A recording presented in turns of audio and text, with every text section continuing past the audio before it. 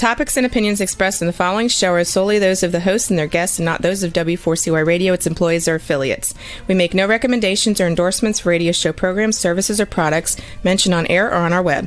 No liability, explicit or implied, shall be extended to W4CY Radio or its employees or affiliates. Any questions or comments should be directed to those show hosts. Thank you for choosing W4CY Radio. Welcome to the Ask the Expert show on W4CY Radio and Talk4 TV, where we bring you educational information from top local experts in the fields of legal, health, financial, and home improvement. Now sit back and listen to experts in family law, association law, hearing loss, business brokers, home care, along with many other topics. Now here are your hosts, Steve-O and Sophia. Hey, good afternoon. Welcome to another Ask the Expert show. We definitely bring you the finest experts in the field of legal, health, financial, and home improvement. Hey, have you ever seen all those ads out there for asbestos, mesothelioma? Boy, I have a hard time pronouncing that word. But you see all these ads everywhere, and you wonder, what kind of cancer is that? Well, we have the finest attorney, plaintiff asbestos attorney, Michael Mandelbrot. And I got to tell you, we've done, this is, I believe, going to be our third show. And I have learned so much from this show. He's been voted the top 10 best among attorneys in mass torts by the American Legal Institute in 2024. And he's a longstanding member of the lawyer distinction for many years in asbestos and litigation. We welcome 30-year plaintiff asbestos attorney. When you see him, if you're watching TV today, you're going to think he was a little kid when he went into law. This welcome attorney Michael Mandelbrot. Good afternoon, attorney. Well, thank you. I don't know that I've been referred to as being relatively, I don't know if you called me young. But nah, I had a lot more hair when I started. I can tell you that, Steve. But yeah, I've been doing this 30 years, and it's my pleasure to be here. And thank you very much. Michael, the great thing about your show is we are inundated by commercials and with asbestos. What we are lucky is we have one of the finest attorneys. You've been doing this for a long time. Tell people about your background and your practice. Well, of course, Steve, thank you very much. For literally since the day I became an attorney in 1994, even before, I've been working in asbestos litigation. My first job out of school was at a law firm local to me in Nevada, California, who had an asbestos practice where they represented victims of asbestos diseases and cancers. For about 5 years, I worked there, ultimately working my way up, where it was time to move off to another firm and ultimately on my own, representing victims of asbestos diseases and cancers. I have dedicated my career to these victims. And unlike many of the other attorneys out there also in this field, my office not only represents victims of mesothelioma, but we also represent victims of lung cancer, other cancers, digestive tract cancers caused by asbestos, and also victims of asbestosis, which is a very serious disease, oftentimes fatal. But many lawyers in my field, they won't handle those cases anymore because truthfully, they're not quite as valuable. They all want the mesothelioma and the lung cancer cases. And that's one of the reasons why you see those commercials on TV, which I myself at times also have some involvement in. Please excuse the phone. There we go. It should go to voicemail just right now. I didn't know if that was yours or mine. Nah, that was mine, and I do apologize That's for okay. that. And so just for the listeners, let me just do a quick rendition of what you see on TV. Notice there is $30 billion available to victims of mesothelioma and lung cancer. Don't miss your opportunity. These funds are running out. If you or a loved one has been diagnosed with mesothelioma or lung cancer, call our office at 1-800-970-DUST. You may be entitled to significant compensation. We travel to you. No lawsuits necessary, and all cases are handled on a contingency. No fee unless we win. You got to tell that. And those are the commercials. And truthfully, I advertise sometimes locally, but not nationally. You will see those ads 365 days a year on CNBC, CNN, oftentimes running on local cable all over the country. And the reason is because these cases are very, very valuable, especially the mesothelioma cases. I would just estimate that each mesothelioma case is probably worth at a minimum on average $2 million, but oftentimes far more. One very close firm that I work with had a $52 million verdict just this week. So the potential in these cases is huge, and it's really a big fight amongst the plaintiffs' asbestos lawyers to get these cases. The one thing, well, there's a few things that I will say real quickly, Steve, bother me about these commercials. And again, I have a commercial as well. 95% of these commercials are advertised by maybe 3 law firms from around the country. One of those lawyers, James Sokoloff. Yes, I've heard his name. You'll see him every single day. He spends millions of dollars a year. But what's crazy about it is he has never represented a victim of mesothelioma. Every case he has ever had has gone to one specific law firm.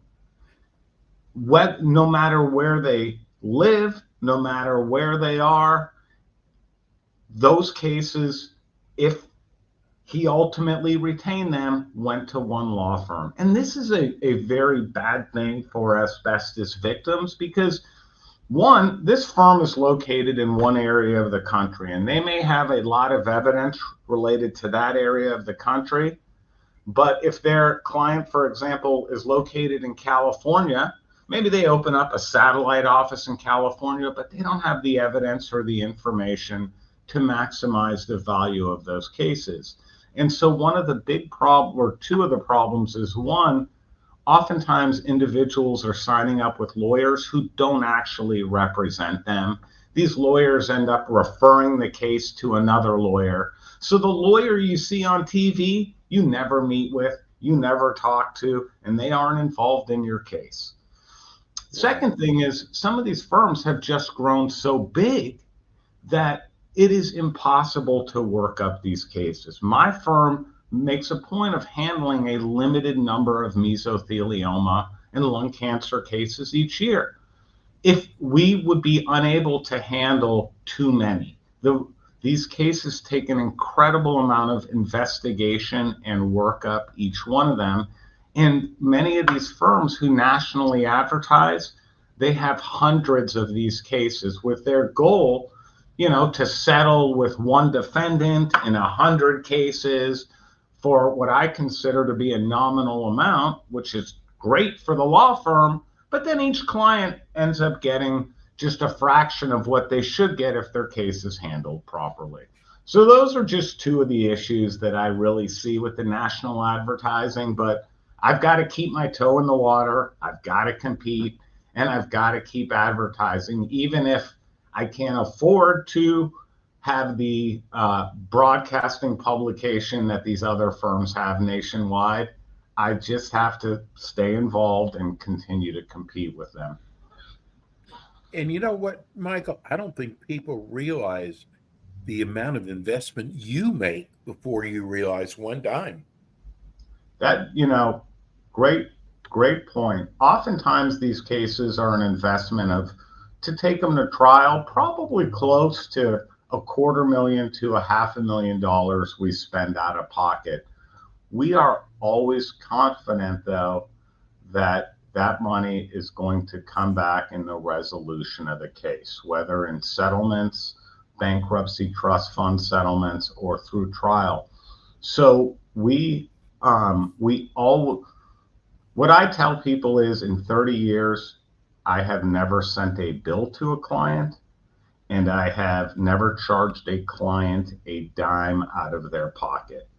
I don't even have a billing system. And that's one of the things that I really like about this is, yes, we do have to put up a lot of money in these cases because they are very expensive to litigate, to hire experts, to take depositions, to file the case, to serve the case.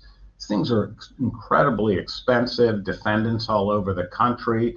You're dealing with a lot of the top law firms in the country, but we're willing to take that risk on behalf of these clients because we're confident in our success.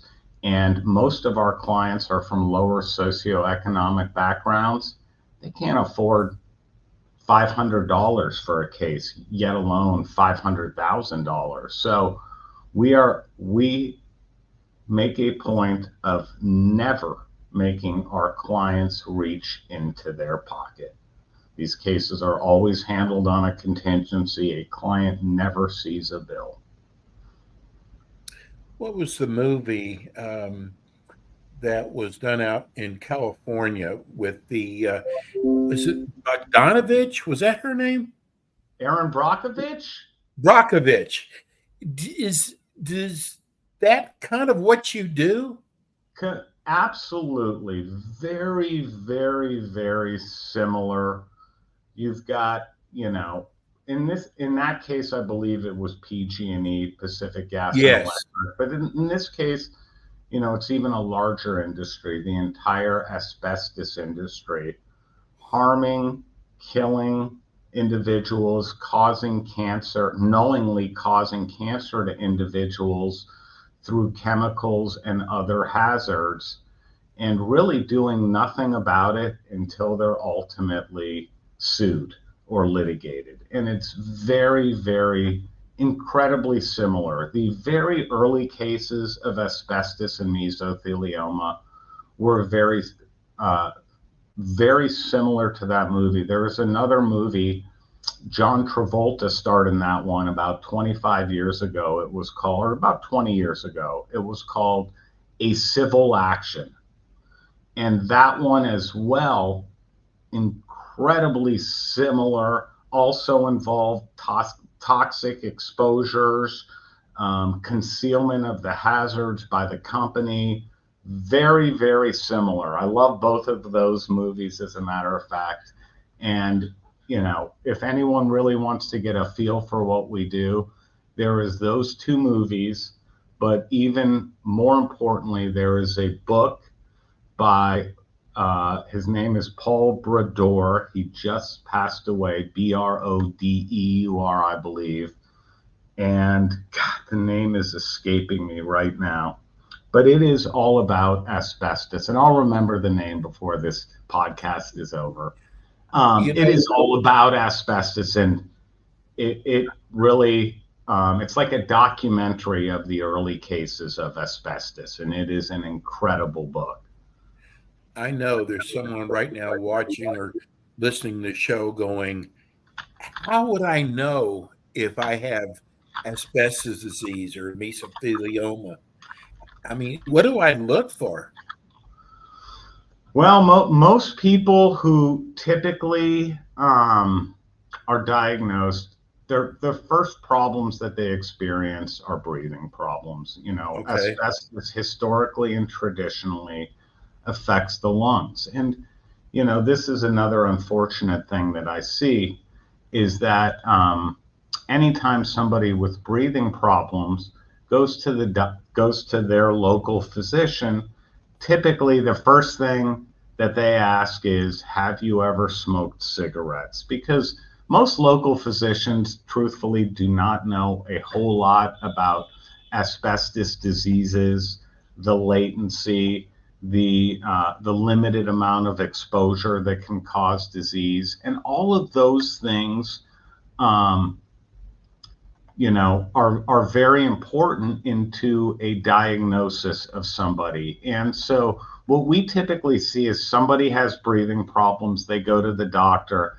The doctor usually will say, well, it's caused by smoking, COPD, one of these other types of problems. And so at that point, typically, the individual will continue to have problems, go get a follow-up with their doctor, and that's when they typically might say, hey, we recommend that you get a biopsy or do a CT scan.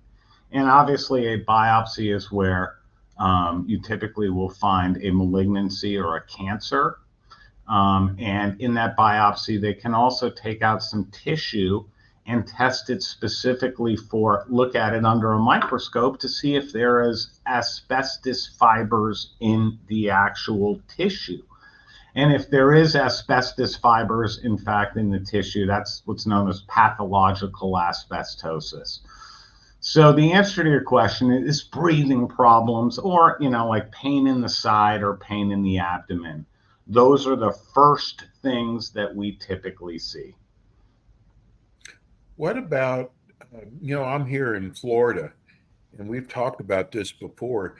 We had a real bad problem with asbestos was in the sheetrock, and it was, I think, sheetrock that was coming over from China.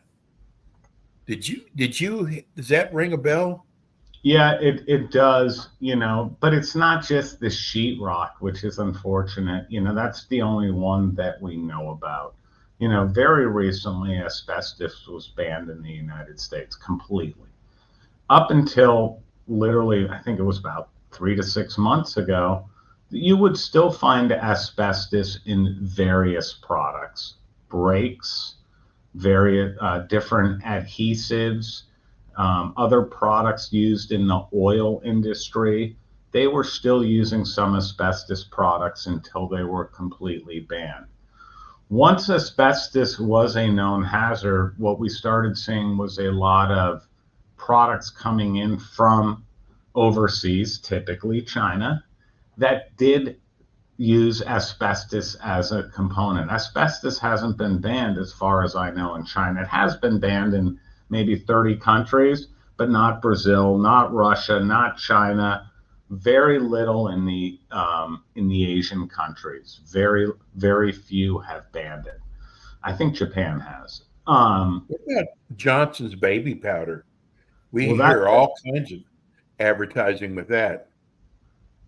Spectacular question. That is sort of the news of the day for lawyers in my field. I would say recently, but it's been developing over the last 5 years. Over the last 5 years, we have proven as lawyers in my field that Johnson & Johnson's baby powder was contaminated with asbestos all the way up until 2015 and as far back as the 1970s. And this is obviously problematic for Johnson & Johnson because I don't know a person in the United States who hasn't used Johnson & Johnson's baby powder either on their children, on their feet, on their private areas, on their armpits at some time in their life. I think we all used it. Thankfully, not everybody gets an asbestos disease who used it, but there are some who have. And there has been, I'd say my estimate would be about 20 trials against Johnson & Johnson across the country. That's it. There is probably 100,000 pending cases, but there has only been, say, 20 to 25 actual trials that went to a verdict. There's been cases that have settled, that Johnson & Johnson settled, but of those say 20 to 25 cases that have gone to verdict, I would say that the plaintiffs have been successful in proving that Johnson & Johnson caused somebody's mesothelioma in about 15 of those 25 cases. And Johnson & Johnson has been successful in defending those cases in about 40%, or about 10 of those 25 cases would be my estimate. There is one firm I do want to point out, Dean, Omar, Branham, and Shirley. I work very closely with them. The acronym is Dobbs. They are in Texas. They're 3-0 against Johnson & Johnson. They're the ones who had the verdict this past week. The cases are incredibly difficult because you are going back in time, often 40 or 50 years, to show how somebody was exposed. You got to prove that the asbestos. How do you prove that? Well, oftentimes you can go on maybe eBay and buy some baby powder from that era. The individual who testifies will testify, this is where I bought it, this is how I used it, this is how often I used it. I remember how much I paid, it was $1.89 or whatever, and you get as much detail from the client as you can. And then we as lawyers, through experts, can prove that there was asbestos. It's for the jury to decide if that exposure actually caused their mesothelioma. And what experts will say that plaintiffs bring into trial is it doesn't take years of exposure, because what you've got to realize is maybe just using baby powder once could be an exposure of 1 million asbestos fibers. That's how fine they are. And so it doesn't take a lot of exposure, but ultimately it's for the jury to decide if that exposure caused the disease. We can only, lay out the case and the evidence the best that we can with the facts that we've got. And that's what that's what I tell clients, that's what I tell defense lawyers, and that's what I tell judges. Just put all the facts on the table and let the jury decide.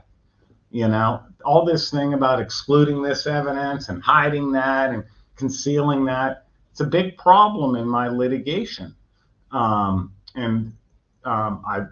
actually should talk about it for just a minute, since it has been in the news fairly significantly lately. But it is very difficult to prove those cases. Why I want to talk about that for just a moment is there is an article that many people out there may have seen, and I think the headline was Asbestos Law Firm Sued for Billions. And that was a firm in my field. It is the Simmons Hanley Conroy firm. And what the allegations were in that complaint was that they essentially trained their clients to specifically identify one particular product at the exclusion of all other asbestos products, so that they said that their client was only exposed to that one product. This was a Johns Manville asbestos cement pipe, and wasn't exposed to any other product. And what that firm, Simmons Hanley Conroy, purportedly did in multiple cases was they had clients testifying identically. Oh, it had a red stripe, it was white, it was, and the testimony, it was unmistakably similar amongst the clients that it almost screamed fraud. And ultimately what happened was Johns Manville, or JMM as they are known now, sued this law firm, alleging that they effectively presented fraudulent evidence about their client's exposure. And this has been a problem in my litigation for 25 years, as far as I know. because lawyers in my field know that if somebody testifies, I was exposed to XXX product, and in this case, JMM's stuck in a corner, because the risk is you go to trial and you get a $10 million verdict against them, or they've got to settle the case. And if they don't settle and they take it to trial, it still costs them $500,000 to take it to trial. And so when Simmons Hanley Conroy does this in multiple cases, and the whole all of this evidence regarding Simmons Hanley Conroy only came up because an associate attorney working there said, hey, my employer is basically asking me to commit fraud and I don't want to do it. And he sued Simmons Hanley Conroy. And so that case was settled. And when the evidence came up, JMM got their hands on the evidence and ultimately sued Simmons Hanley Conroy. What I think that case will reveal is not only fraud against JMM, but also extensive fraud with bankruptcy trust funds. Because when Simmons Hanley alleged that their client was only exposed to this one JMM product, that meant that they didn't believe their clients were exposed to the 60 asbestos trust funds. But what a firm like Simmons Hanley Conroy unfortunately does, and puts a stain on all of us, is they first present the case and say, my client was only exposed to JMM. And then once JMM settles, they turn around and file 50 bankruptcy claims alleging their clients were exposed to 50 different other asbestos products. And to me, that is fraud. And what it is commonly known as in my field is double dipping. They're first dipping their hand in the solvent defendants to maximize the value, and then dipping their hands in the bankrupt trust funds to maximize value. Now, this wouldn't be fraud if they had alleged from the start, my client was exposed to JMM and all of these other bankrupt company products, but that's not what this firm and other asbestos firms have done over the years. They come in and say, it's all this one company. It's only this company that caused my client's mesothelioma. And those companies have to settle, and then they turn around and file 40 to 50 bankruptcy claims and effectively raid these bankruptcy trust funds. And that, to me, is not only fraud, but it is something that hurts every future victim of asbestos disease, because now these funds, trust funds, are depleted. There is literally billions less in those funds because these lawyers have filed these claims, which I believe are effectively fraud. They've already claimed their only exposure was to this one product. And it really hurts every future victim of asbestos disease. And it really has shown in these trust funds, where a client of mesothelioma maybe used to get $750,000 from his trust fund claims. Because there is so much less money in there, now a victim of mesothelioma may only get $250,000. Wow, that's a big difference. And that's 30 years. 30 years these funds are supposed to, it's the next 30 years. Every victim is, in my mind, effectively gets screwed because of what a few lawyers have done. So sorry to take up our time to talk about that. Hey, Mike, I want to tell you something. I love what you do. And I'm going to tell people, there's, you see all these commercials out there. And first of all, bigger is, I've been doing this for 12 years. Bigger is not better.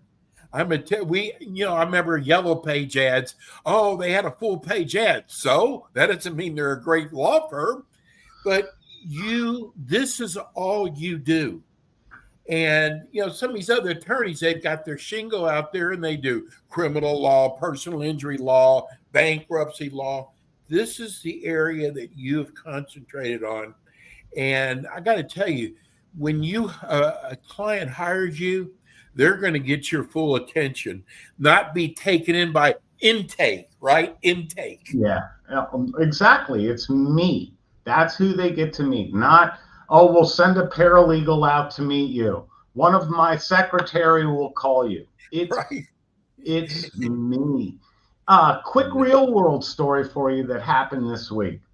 Client called me about a year ago, had mesothelioma. Lived in California. I thought they were going to retain me. Lo and behold, about 2 weeks later, I find out that they had retained one of these big national firms. And it's not only a big firm. We recently got a list of the top 10 asbestos filing firms in the country, and this firm was number one. And I was very disappointed because they're in Illinois and the exposure was here in California. And I knew that they would not do as well for the client as I would, but the client retained this big firm because they filed 400 cases this year, and these are the guys for us. Well, lo and behold, that mesothelioma victim dies, and the case did not work out very well while she was alive. But the case continues as a wrongful death case. The children can file a wrongful death case, and as can the husband. Well, lo and behold, the children contact me and say, we should have hired you originally. The firm that we went to in Illinois, I don't know why they took our case to Illinois. It was a California case, and we want to hire you for the wrongful death case. So I've got to now reach out to the firm in Illinois and say, hey, these clients have now hired me. It's a wrongful death case. I now represent them. Can you please send me all of the information from your case? And exactly what I thought was going to happen happened. This firm in Madison County, and you know what? The Gorey law firm, excuse me, they the biggest firm out there. They filed 400 cases. Come back to me and say, hey, Mike, we've already settled this whole case. We filed all the bankruptcies. There's nothing left for you. Essentially, go away, Mike. We've already settled this whole case. We filed everything. So I come back to them and I say, well, can you send me a list of the companies you've settled with and a list of the bankruptcy claims that you filed so I can take a look and evaluate it? Because I knew that there was no way that they had sued the proper local companies because they're in Madison County and the exposure was in California. So lo and behold, they send me this big list of bankruptcy claims they filed and a fairly big list of a small list of defendants who they settled with. And I looked at it and immediately I could see two bankrupt companies easily worth $750,000 that they never filed, they had never filed. And what's interesting about this Gorey firm is I worked with them 10 years ago and filed these very same claims for them.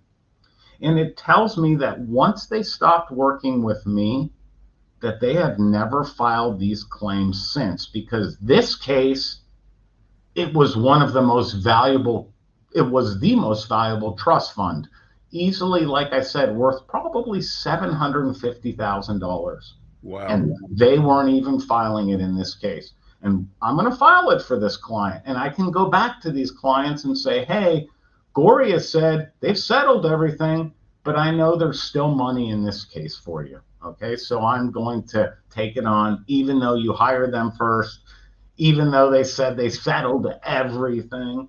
I know that there is more out there for you. And so I am ultimately going to file these claims. But it also tells me that this big firm, Gorey, who I used to work with, and I used to file these very valuable claims for them until they took them back in-house, never really took them in-house, but just never filed them. And this is not only the biggest firm, this is the biggest firm for like the past 10 years. So if it's 400 cases this year and they missed it in this case, how many other cases have they missed? Right. And then over the last 10 years, how many? And that's why a local firm, somebody who knows the defendants and knows the companies, that is how you are going to get your best results, not these big, massive firms. Well, I got to tell you, I am glad that we have you. Give everybody how they can reach you. My telephone number is 1-800-970-DUST. That is 1-800-970-3878. That's my call center. You can call me direct at my office, 415-895-5175. I also am very responsive by email, which is my last, it's a long one, so get ready. My last name, Mandelbrot, Mandel, B as in boy, ROT, at Asbestos Legal Center, just like it sounds, .org. AsbestosLegalCenter.org. And I would appreciate any questions, any phone calls, any concerns. I'm happy to talk to anybody. Michael will be back again with us next month. Michael, thank you so much. Your show goes by so fast. There's so much great information out there. We'll see you again next month.